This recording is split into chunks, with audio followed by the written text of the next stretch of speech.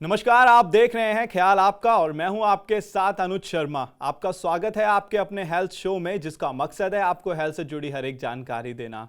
हाल ही में हॉलीवुड के famous singer Justin Bieber की सेहत से जुड़ी एक खबर सामने आई थी।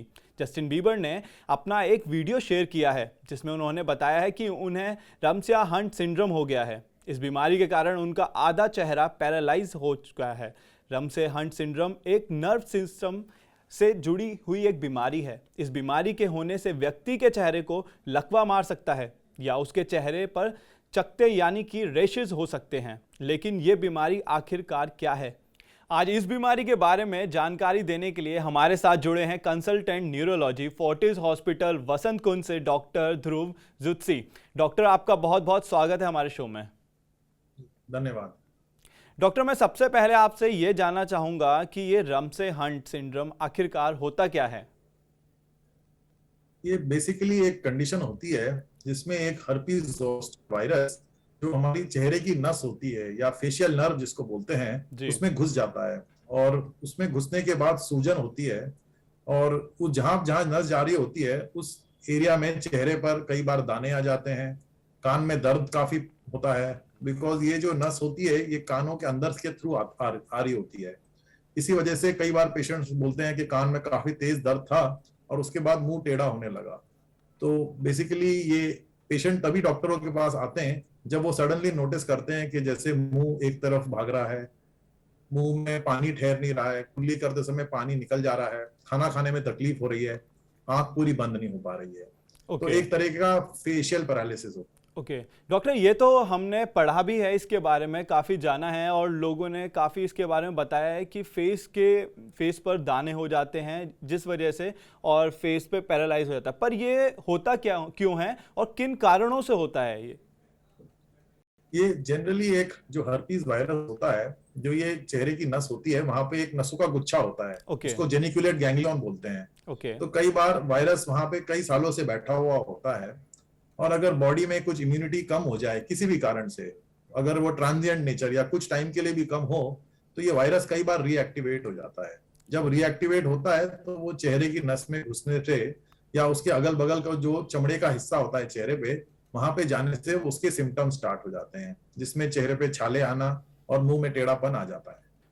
डॉक्टर, जैसे कि अभी आपने बताया कि जिस चीज़ की वजह से ये होता है तो उसका कारण क्या होता है? मैं ये और जानना चाहूँगा किन आदतों की वजह से या फिर किसी पर्टिकुलर चीज़ की वजह से होता है ये लाइफस्टाइल डिसऑर्डर में? लाइफस्टाइल डिसऑर्डर्स में अगर हम देखे जाएं तो जिन बीमारियों में थोड़ी सी इम्यूनिटी कम हो जाती है, ओके। जैसे डायबिटिक पेशेंट्स होते हैं, ओके। या पेशेंट्स जो कि कैंसर से जूझ रहे होते हैं, अल्कोहलिक्स होते हैं, क्रॉनिक स्मोकर्स होते हैं, फिर पेशेंट्स जिनको किडनी की बीमारियां होती हैं, लिवर बीमारियां होती हैं, पेशेंट जिनके बाकी इम्यूनोथेरेपी चल रही होती हैं, या कुछ इम्यूनोडेफिशिएंट पेशेंट्स होते हैं, इन जी। पेशेंट्स की कंडीशन में ये एक्टिवेट हो जाता है। ओके। कई बार ये किसी किसी को छोटा मोटा कोई इन्फेक्शन हुआ, इमोशनल स्ट्रेस के या सीवियर फिजिकल स्ट्रेस के पीरियड्स में भी जब हम गुजर रहे होते हैं तो भी बॉडी की इम्यूनिटी कुछ टाइम के लिए कम हो जाती है, तब ओके। भी ये हो सकता है। ओके डॉक्टर ध्रुव, मैं अगला क्वेश्चन आपसे जानना चाहूँगा कि रमसे हंट सिंड्रोम और बेल्स पैल्सी में क्या अंतर है? देखिए, रैमसे हंट और बेल्स पाल्सी में अंतर यह है कि यस, दोनों वेरिसेला से होते हैं, हर्पीज इन्फेक्शन के ही मोस्टली पाए जाते हैं। ओके। दूसरी चीज ये होती है कि जो कानों में इन्वॉल्वमेंट होता है, जिसमें कान की नस में खराबी आ जाना, सीवियर पेन होना, या फिर कई बार कान का सुनना बंद हो जाना, ये सब जो होता है it is much more common in Ramsay Hunt syndrome. जो ओके। बेल्स पाल्सी होती है उसमें 50% पेशेंट्स में वेरिसेला इन्फेक्शन होता है, बट 50% जो होते हैं वो किसी भी वायरल इन्फेक्शन से हो सकते हैं। तो जैसे कई कोविड के पेशेंट्स थे लास्ट 2 इयर्स में जिनको कोविड इलनेस के बाद फेशियल पैल्सी हो गया। तो बेल्स पाल्सी एक तरीके का पोस्ट वायरल सिंड्रोम होता है जिसमें ओके। एक इम्यून रिएक्शन क्रिएट हो जाता है एंड वो नस को सूजन के कारण वो होता है। वेरएज जो रामसे हंट होता है इसमें एक्चुअली वेरिसेला जोस्टर ही पाया जाता है, जिसमें ओके। वो चेहरे की नस के साथ कान की नस को भी खराबियां करता है। इसलिए कई पेशेंट्स को कई बार सुनने की प्रॉब्लम्स आ जाती हैं, बहुत तेज चक्कर भी एक्सपीरियंस करते हैं, plus okay. Clinically it has a more severe variant. Okay doctor, मैं ये और जानना चाहूँगा कि रमसे हंट सिंड्रोम जो होता है इसमें भी दाने होते हैं फेस पे, और क्या कहते हैं जो जी चिकन पॉक्स होता है वो भी इसी की तरह सिमिलर होता है, और ये बीमारी भी कहीं ना कहीं तक हद तक सेम ही है। तो इसमें हम डिफरेंशिएट कैसे कर पाएंगे कि ये बीमारी आखिरकार हमें कौन सी है, रामसे हंट सिंड्रोम है या फिर चिकन पॉक्स है नॉर्मल? देखिए, रामसे हंट सिंड्रोम जो होगा वो सिर्फ फेशियल नर्व डिस्ट्रीब्यूशन में ही होगा, और ट्राइजेमिनल नर्व जो चेहरे की दूसरी नस होती है। ओके। वेरएज जो प्लस इसकी जो एज ग्रुप होती है वो जनरली मिडिल एज ग्रुप या एल्डरली एज ग्रुप में होगा, जैसे जिनमें इम्यूनोडेफिशिएंसी डिसऑर्डर हो गए ओके। मल्टीपल कॉजेस के कारण। ओके। चिकन पॉक्स जो क्लासिकली होता है वो जनरली छोटे बच्चों में पाया जाता है, जैसे हम नोटिस करते हैं। सेकेंडली सबसे बड़ी चीज होती है, वो जो चिकन पॉक्स होता है वो इन्फेक्शियस होता है, कंटेजियस होता है। तो कई बार होता है कि फैमिली में एक को हुआ, फिर 2-3 बच्चों को हो गया, या क्लास में स्कूल में किसी एक बच्चे को हुआ, फिर उसके आसपास बैठने वाले 3-4 बच्चों को हो गया, तो वो ड्रॉपलेट इन्फेक्शन से फैल रहा होता है। ओके। वेरएज जो रामसे हंट होता है ये नॉन कंटेजियस होता है, ये सिर्फ उस पेशेंट की इम्यूनिटी कम होने के कारण वो एक्सपीरियंस करता है। तो परिवार में और लोगों को हो जाना या काम करने वाले साथियों में और हो जाएगा, ऐसा नहीं होता। वो दूसरों से एक से दूसरे में स्प्रेड नहीं होता है। तो it is not spreading through the droplet, it is only localised, वो सिर्फ उसी नस पे ही लोकलाइज्ड रह जाता है। ओके। तो ये बहुत बड़ा फर्क जी जी। ओके डॉक्टर ध्रुव, मैं ये क्वेश्चन और जानना चाहूंगा आपसे कि इससे पीड़ित जो व्यक्ति होता है उन्हें कौन सी दिक्कतों का सामना करना पड़ सकता है इस बीमारी के कारण? देखिए, एक तो ये होता है कि चेहरा पैरालाइज हो जाता है। सपोज अगर बहुत सिवियर हो जाए and with in 48 hours patient का मुंह पूरा टेढ़ा हो जाए, जी। तो कई बार रिकवरी नहीं भी हो पाती है पूरी, पेशेंट का पार्शियल रिकवरी होने के बाद रह जाते हैं। कई पेशेंट्स को सुनने की प्रॉब्लम आ जाती है, नियरली 40% पेशेंट्स में हियरिंग लॉस होता है, माइल्ड टू सीवियर वेरिएंट का। ओके। तो कई पेशेंट्स रिकवर करने के बाद भी पूरी रिकवरी नहीं कर पाते। ओके। कई पेशेंट्स में चक्कर की बीमारियां स्टार्ट हो जाती हैं, क्योंकि एक वेस्टिब्यूल होता है कान में, उसमें डैमेज होने से ये हो जाता है। तो वो ये सब वायरस एलिमिनेट होने के बाद भी उनको लगातार चक्करों का इलाज करना और ये सब करना पड़ता है। रेयरली अगर वायरस और स्प्रेड कर जाए और बाकी चेहरे की हिस्सों को इन्वॉल्व कर सकता है, फिर थोड़ा सा डर ये भी रहता है कि कहीं ब्रेन में ना चले जाए अगर पेशेंट की इम्यूनिटी बहुत कम हो गई है।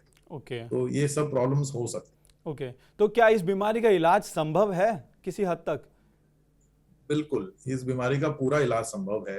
ओके। जैसे ही पेशेंट को दाने दिखने लगे या कान में बहुत तेज दर्द हो रहा है और थोड़ा सा भी मुंह टेढ़ापन आ रहा है, वो तुरंत अपने डॉक्टर के पास जाए। जनरली हर्पीस जो वायरस है, इसका साइक्लोविर या वैलसाइक्लोविर करके दवाइयां आती हैं, जिससे बहुत अच्छा इलाज हो जाता है। ओके। आइडियल टाइम जो होता है इसको स्टार्ट करने का, वो विद इन 48 आवर्स होता है ऑफ सिम्टम ऑनसेट। तब वो मैक्सिमली इफेक्टिव रहती है वायरल क्लियरेंस के लिए। तो ओके। जैसे ही पेशेंट नोटिस करे, तुरंत अपने फिजिशियन के पास जाए। इन दवाइयों को 7 से 10 दिन दिया जाता है, ओके। एंड उसके साथ हाई डोज स्टेरॉइड्स दिए जाते हैं for a okay. Total 2 week period, so that जो नस में सूजन आ रही है वो जी। भी चले जाए एंड रिकवरी फास्ट हो जाए। तो ओके। स्टेरॉइड्स का एडवांटेज है, एक तो faster recovery, secondly hearing loss, और ये भी प्रिवेंट करने में काम आती है। तो इलाज तो पूरा है। ओके, तो डॉक्टर जैसे कि अभी आपने इलाज के बारे में बताया, तो क्या ऐसा भी हो सकता है कि इसका इलाज एक बार होने के बाद ये बीमारी दोबारा आ सकती है किसी व्यक्ति को? हाँ, हो सकता है, बिकॉज जो वायरस था आपका वो बॉडी में जी। कहीं स्टोर्ड ही था इनएक्टिव वर्जन में। तो सपोज अगर आपका फिर से कोई इम्यूनिटी पे प्रभाव आ जाए, तो आपकी ओके। इम्यूनिटी बहुत ज्यादा कम हो जाए, अब नॉर्मल हो जाए, तो ये रीएक्टिवेट बिल्कुल हो सकता है। ओके, तो इस बीमारी में मतलब अगर ये बीमारी दोबारा ना आए और किसी ने अपना जैसे सर्जरी करवाई, तो उसके बाद उस व्यक्ति को किन किन चीज़ों का ध्यान रखना चाहिए कि ये बीमारी उस व्यक्ति को दोबारा ना हो? देखिए, बेसिकली उसको अपना डाइट अच्छा रखना है। अगर व्यक्ति सर्जरी के पहले वैसे बिल्कुल हेल्दी था, तो उसको अपनी जनरल डाइट, अपना जनरल लाइफस्टाइल और इन चीजों का ख्याल रखना पड़ेगा, ताकि बॉडी में कोई भी ट्रांजिएंट लेवल पे इम्यूनिटी ड्रॉप ना हो। अगर उसको पहले से कोई इम्यूनो डिफिशिएंट चीज चल रही है, जैसे वो लिवर डिजीज या कैंसर का प्रभावित है, तो उसको ये देखना पड़ेगा कि बाकी दवाइयां जो उसको सपोर्ट के लिए दिए जा रही हैं वो सब लेता रहे, अपनी डाइट फिर भी अच्छी रखे, बिकॉज जो ड्रग्स के साथ होने वाला बॉडी पे असर है वो तो रहेगा ही, बट जो एडेड ऑन इफेक्ट्स हैं वो लिमिटेड रहे। ओके, सो डॉक्टर जैसे कि आप जानते हैं अभी हॉलीवुड के सिंगर जस्टिन बीबर को ये बीमारी हुई है, जिस वजह से ये बीमारी बहुत ज़्यादा खबरों में भी है। तो इस बीमारी से बचने के लिए आप क्या सजेशन देना चाहेंगे नॉर्मल लोगों को कि वो इस बीमारी से कैसे अपना बचाव कर सकते हैं, क्योंकि अभी हम पहले से ही एक बीमारी से लड़ रहे हैं, कोरोना से। जी, देखिए, में सबसे इम्पोर्टेंट है कि साधारण लोग हैं जिनमें कोई और बीमारियां नहीं है, वो अपना स्वास्थ्य अच्छा रखें, जी। अपना टाइम से खाएं पिएं, अपनी एक्सरसाइज करें, बॉडी को बेसिकली एक हेल्दी स्टेट में रखें। दूसरी चीज है कि अपना मेंटल स्ट्रेस भी कम रखें, क्योंकि इमोशनल फैक्टर का भी इम्यूनिटी पे बहुत बड़ा प्रभाव पड़ता है। हम इस चीज को बहुत ज्यादा अंडर एस्टिमेट करते हैं कि ठीक है मैं फिजिकली बहुत फिट हूँ, but if you are under lot of mental stress और इमोशनल स्ट्रेस से गुजर रहे हैं तो भी ये बहुत कॉमनली हो जाता है। तो इन चीजों को अगर रखें, एक हेल्दी और actual mental and physical healthy life अगर हो तो होने का चांस बहुत लिमिटेड रहेगा। जी जी ध्रुव, बिल्कुल आपने सही बताया डॉक्टर कि हमें मेंटली और हेल्दी रहने की बहुत ज़्यादा ज़रूरत है और अपने इम्यून को स्ट्रांग रखना तो बहुत ही ज़्यादा इंपॉर्टेंट है। डॉक्टर ध्रुव, आपका बहुत बहुत शुक्रिया हमारे साथ जुड़ने के लिए और हमारे तमाम सवालों के जवाब देने के लिए। Thank you so much sir. Thank you so much. हम लोग अक्सर लक्षणों को नज़रअंदाज कर बीमारियों को बढ़ावा देते रहते हैं, इसीलिए बीमारी से बचाव के लिए सबसे ज़्यादा ज़रूरी है लक्षणों को पहचानना, सही समय पर डॉक्टर से संपर्क करना और इलाज शुरू करवाना। आज के लिए बस इतना ही। अब हमें दीजिए इजाजत। हम कल फिर हाजिर होंगे हेल्थ से जुड़ा नया शो लेकर और हेल्थ के नए गेस्ट के साथ। तब तक आप अपना और अपनों का ध्यान रखें और स्वस्थ रहें। चलते चलते हम आपको बताना चाहते हैं TV9 डिजिटल के न्यू इनिशिएटिव TV9 वैन के बारे में। आखिरकार क्या है ये न्यू इनिशिएटिव, देखते हैं इस छोटी सी वीडियो में। Today, doctors are busier than ever providing care and advice to patients. And the reality is that an average patient now spends much more time in the waiting room than in the doctor's chamber. With such a captive audience, it's time to put their wait time to good use. Introducing TV9 Waiting Area Network that provides premium patient engagement experience through engaging and informative videos. These videos are created keeping in mind an Indian patient seeking medical attention.